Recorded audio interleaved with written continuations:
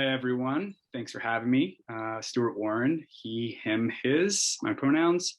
I grew up on Rogue Tribe lands down in the Rogue Valley. I'm now a retired fly fishing guide, um, pursuing other academic interests, mostly in urban planning. I just finished a 4-year term as a city council member in the town of Phoenix, Oregon, and I'm currently on the Land Conservation Development Board here in Oregon. Thank you. And it's going to be a tough act to follow, as always. Wonderful job, all of you. It's really nice to just fall right in behind you because I feel like I don't have to tell you all that much now. But I will directly kind of, respond to Mia's question about what does happen to these letters. And I definitely cannot speak on, behalf of the BLM. But as an elected official myself, I'm getting these letters myself. I don't have a staff. I have a computer that the state has given me to use. And so I archive things. And more often than not, I'm seeing letters that are kind of these mass mailers in my email. That's probably the most common comment I get from folks.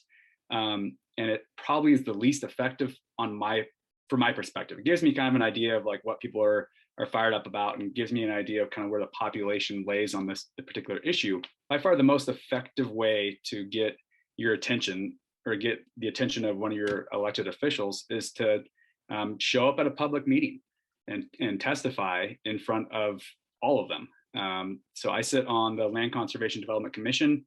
It's a 7-member commission, and we host public meetings twice a month where we discuss all things that have to do with the Department of Land Conservation Development Agency. Everything that we discuss is a matter of public record, and it's a legal framework that we have to follow. We're actually not allowed to deliberate outside of that public meeting space in an effort to make our process as transparent as possible. So, no one's really touched on that issue yet, but going to these meetings, like me was kind of hinting at, is probably the most effective way to hear your voice, or from my perspective, because I get to see your face too. I get to connect who you are as a person and really what you're passionate about. Then the next one down would definitely be a phone call. I love getting phone calls from constituents because I actually get to ask questions and respond. And then followed closely behind that, I would say, writing a personalized email or letter. I don't get too many hard-written letters anymore, but I do occasionally get them, and I always read them because it's such an abnormal thing for me to get. So don't be afraid to send in a handwritten letter too. It's kind of personal that way. So once I get letters and, when I'm dealing with something that's kind of a hot topic item, that's when I really have to pay attention because I don't hear that much from my constituents unless it's a heated thing. And so what I do is then I'll typically make kind of an email archive for that topic. And then I will say, okay, there's 35 comments in favor of, and then there's 25 comments, opposed. Which is a powerful tool for persuading my vote when it comes down to us making a vote on whatever issue it is.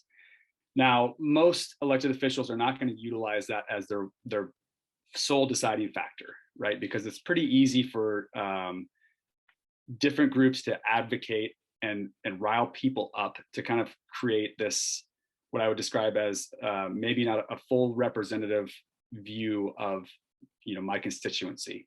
But it definitely plays a huge role in my decision making, because if there are people who are really getting active and talking to me about it and actually making the effort to have a conversation with me, I'm much more inclined to vote in that manner. But oftentimes it comes down to me just making a decision on what's being presented. And if you haven't been to a public meeting before, you should go. It's incredibly educational, but we go through a whole process before the meeting. We're given, an agenda, and my agenda, let me see, I'll show it to you. This is what I get to read every 2 months, prepared by professionals that are staff members. And so there's a huge educational background that goes into the decision making. And then in the meeting, the staff will give a presentation on that topic and outline the issues, the concerns, and then the questions at hand. And so at that point, then I've had a chance to hear from staff I've had time to do research in the background. I've generally gotten a few emails or phone calls from constituents, and then we get public testimony. So all those factors, are what I use to make the decisions that I make every single time. And then on top of that, I should say, is we go into deliberations. So you're going to be able to watch, a 7-member commission debate something, which is an incredibly wonderful thing. And it's the process is such an amazing process, and it takes forever. It makes a lot of people mad. The government moves really slow, but without that, we wouldn't have the democracy that we do have now. And the only way we can make it better at this point is for more people to get involved. So I'm going to challenge you to go to a public meeting and just observe it at the very least, or go there and testify. What else? Another interesting thing about making personal contact with your elected official is that you start to kind of build a network with that person. And oftentimes, since I'm like on the lower chain of politicians, I'll reach out and I'll respond to whoever made a comment. Just say, a lot of times say, hey, thanks for your comment. I appreciate it, which is a really great opportunity for y'all as advocates, because that means that now you have someone who you can actually talk to. And next time you send a comment to them, they're probably going to be, pretty interested in hearing what you have to say. And this is how networks get built in the political world. And this is ultimately how people end up getting on commissions and committees to actually be a decision maker. So when you make a personalized, we make personalized contact with an elected official, don't be afraid to follow up with them on it too. If you don't hear back from them, send it to them again and say, hey, I just want to make sure that you got my comment, and wonder if you have any questions or if I can provide any further testimony to you. And oftentimes when you start doing this, you become kind of a regular individual. And when I'm making a hard decision on a hot topic, I reach out to these people before they even send comments to me, because I know that they're paying attention. Most of them are pretty well educated in the issue, and they're not some crazy person. And the more kind of background information I can gather and get the general consensus, I feel like I'm doing a better job for my constituency.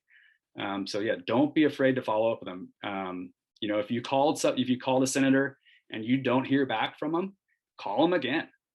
They're busy. Their staff is super busy. And, if you request a call back, you should get a call back, and don't be afraid to call them again. And then the last, I guess, real piece of advice I have for you is be nice. Remember that a lot of our elected officials are actually not paid employees. When you think about like congressmen, senators, county commissioners, governors, certain mayors, certain city councils, some of those folks are paid, but the vast majority of elected officials in this country are volunteers, and they're literally doing public service. So don't be afraid to thank them for their service. It goes a long way. And yeah, that's all I have for you.